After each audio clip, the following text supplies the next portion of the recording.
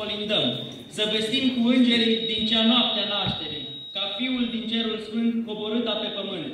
El coboară și acum în suflet la omul bun și iluminează fața, cugetul și toată viața și face din om lumină și în jur lume mai senină.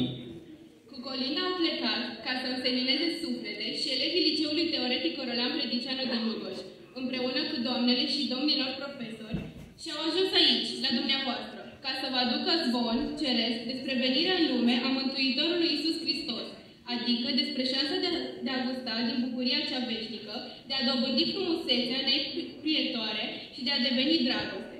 Așa că, dragii noștri, noi nu mai stăm prea mult de vorbă, ci ne grăbim să începem, că mai avem și alte case de colindat în satul acesta.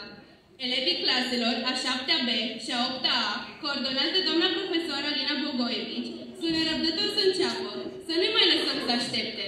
Haideți, dar, surori și frați, începeți să colindați!